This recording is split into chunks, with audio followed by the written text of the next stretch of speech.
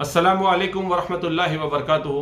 मैं Razi Ahmad Khan, popular front of India Poona district president. इस मुल्क में जब कोविड-19 का एक इशू हर जगह चल रहा था, उस वक्त में एक बहुत बड़ा इशू भी सामने आया कि ये जो लास्ट राइट्स है, जो ये कोविड-19 के पेशेंट्स हैं, उनका लास्ट राइट्स कौन करेगा, क्योंकि एक ये वायरस भी है और कहीं ना कहीं फैमिली भी क्वारंटाइन थी या कहीं ना कहीं उनके अंदर भी डर था। उस वक्त में popular front of India Poona की तरफ से एक लेटर पीएमसी कमिश्नर को दिया गया।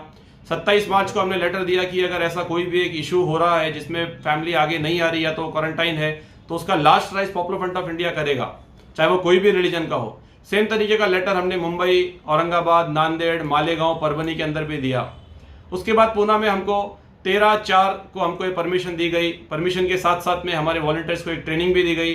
ट्रेनिंग के साथ साथ में हमको पीपीई किट्स दिया, हमको एम्बुलेंस दिया, पूरे हॉस्पिटल्स में हमारा एक नंबर भी दिया कि कोई भी ऐसा एक मुस्लिम पेशेंट्स का डेथ हो रहा है तो उसका last rites popular front of India करेगा। उसके बाद से हम लोगों ने ये काम को चालू किया और रेगुलर ये काम चालू रखा और उसके देखते देखते 107 बॉडीज़ को हम लोगों ने इस्लामिक तरीके से तदफीन किया। इस तरीके से तदफीन किया कि हमारा भाई है या हमारा बाप है या हमारी एक बहन है, उस तरीके से एक बेहतरीन तरीके से तदफीन का हमने किया।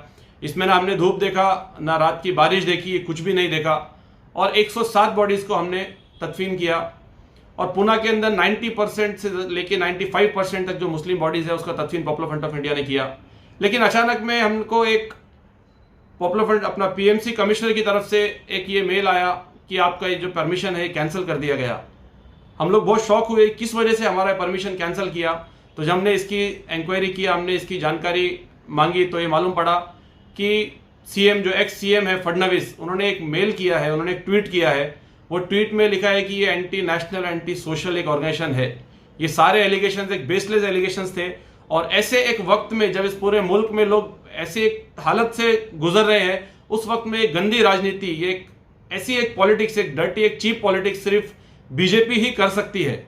जिस वक्त में पूरे महाराष्ट्र में एक कम्युनल हार्मनी बन रही थी, जहां पे एक नॉन मुस्लिम भाई देश पांडे और मोरे की बॉडीज को मुसलमान उसका लास्ट राइट्स कर रहे थे, उस वक्त में एक डिवाइड एंड रूल ये लोग नहीं चाह रहे थे कि ये लोग आपस में एक मिल के काम करें। जिस वक्त ने हमारी परमिशन कैंसिल की 2 तारीख को शाम में 7 बजे, उसके बाद भी 3 बॉडीज डेड हाउस के अंदर थी, वो मुस्लिम बॉडीज डेड हाउस के अंदर थी, उसको करने के लिए कोई रेडी नहीं था। तो 2 तारीख की रात में 3 बजे तक हमारे मेंबर्स ने बारिश के अंदर इसको तदफीन किया।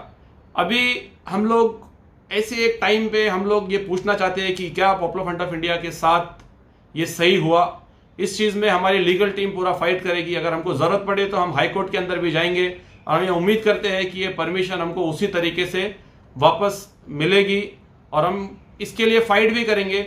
और इसके बाद भी फ्यूचर में कोई ऐसा नेचुरल डिजास्टर या ऐसा पेंडेमिक इस मुल्क में आ रहा है तो पॉपुलर फ्रंट ऑफ इंडिया के जो कैडर्स है वो अपनी जान पे खेल के भी ये सारे पेंडेमिक के लिए हर चीज़ से लड़ने के लिए रेडी है। Thank you.